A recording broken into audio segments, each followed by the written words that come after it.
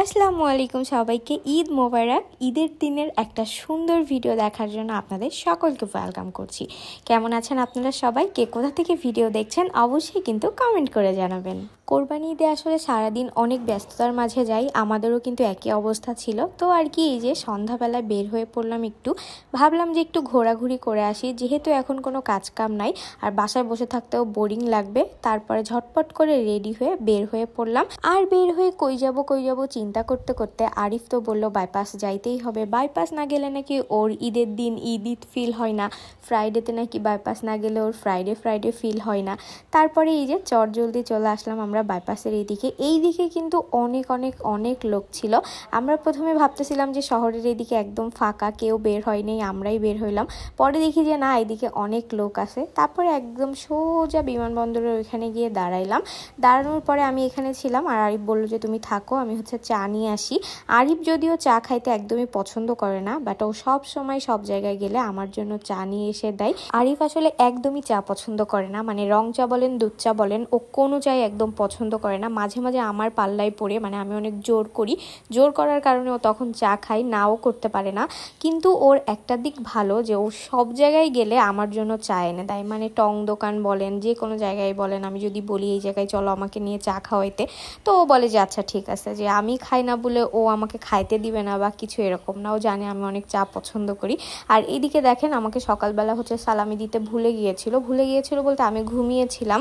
তারপর সালামি দিচ্ছে, এখানে দেখেন একটা একটা করে দিবে আর কি ঢংটা করবে, আর বলতেছে বাসা থেকে দিতে ভুলে গিয়েছি তো কি হয়েছে, এখন আমি বিমানবন্দরকে সাক্ষী রেখে তোমাকে সালামি দিচ্ছি। আসলে আমরা এরকমই করি, উড়াধুরা দুষ্টামি।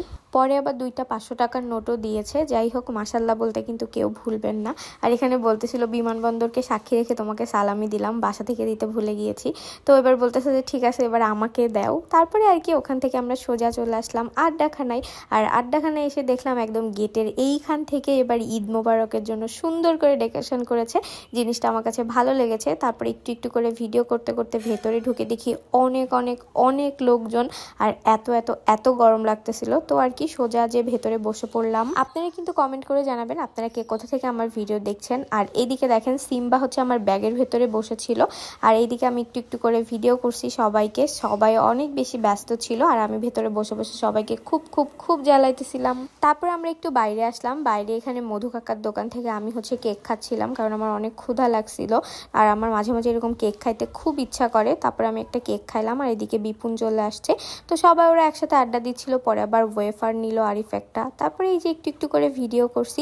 আপনারা কিন্তু অবশ্যই কমেন্ট করে জানাবেন আপনাদের ঈদ কেমন কাটলো, আর আমার এই টুকটাক ঘোরাঘুরি এদিক ওদিক উল্টাপাল্টা ভিডিও আপনাদের দেখতে কেমন লাগে অবশ্যই কিন্তু কমেন্ট করে জানাতে একদমই ভুলবেন না।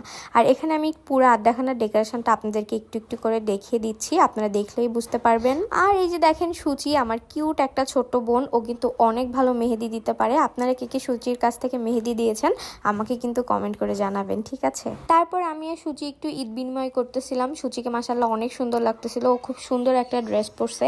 আর এইদিকে তখন আমার গরমে এত বাজে অবস্থা, মানে চুল পুরো বেঁধে নিয়েছি। আর দেখলাম যে এই যে নতুন একটা স্প্রাইট, এটা আমি টেস্ট করিনি, আমার কাছে ভালো লেগেছে, কিন্তু আরিফদের কারোর কাছে ভালো লাগেনি। তো রানা বলেছে যে এটা নাকি আমার মতো মানুষের জন্যই তৈরি হয়েছে। আমার কাছে এটা ভালো লাগছে। আপনারা কে টেস্ট করেছেন জানাবেন। পরে আমরা ঈদ বিনিময় করতে চলে আসলাম কোথায় বলেন তো, চারখাম্বার মোড়ে। আর রানা এদিকে সবার কাপ গোল করে দিচ্ছিল। আর এই যে আমাদের ঈদ এভাবেই যাচ্ছে আর কি, এভাবেই যাই সব সময়। দোয়া করবেন আমাদের সবার জন্য, আমরা যেন সারা জীবন এরকম মিলেমিশে থাকতে পারি। তারপরে এখানে বসে আমরা অনেকক্ষণ ধরে গল্প করছি, চা খেয়েছি। তারপরে অন্না থেকে একটা দই নিলাম, দই নিয়ে সোজা বাসায় চলে আসছি। এই ছিল আমার সারাদিনের ভিডিও। আর সকালবেলায় যে মাংস কাটাকাটি রান্না বান্না ওইগুলোর ভিডিও আর আমি দিলাম না, কারণ অনেক সময় ফেসবুক থেকে অনেক ঝামেলা করে, তো ওই জন্য আর বাদ দিয়ে দিলাম। যাই হোক, আপনারা সবাই জানাবেন কেমন কাটলো ঈদ। আর যেহেতু এবছর আমি প্রথম কোরবানি দিয়েছি, আমার কাছে তো অনেক খুশি লেগেছে। সবাইকে মাংস দিয়েছি, সবাই একসাথে রান্না বান্না করে খেয়েছি। আর এই তো এটা আমার আম্মুর হাতের মজাদার মাংস রান্না। এই ভিডিওটা তো আপনারা অলরেডি দেখে নিয়েছেন, এখানেও একটু অ্যাড করে দিলাম। আজকের মতো ভিডিও এখানেই শেষ করছি। আল্লাহ হাফেজ, টেক কেয়ার এভরিওয়ান, টাটা।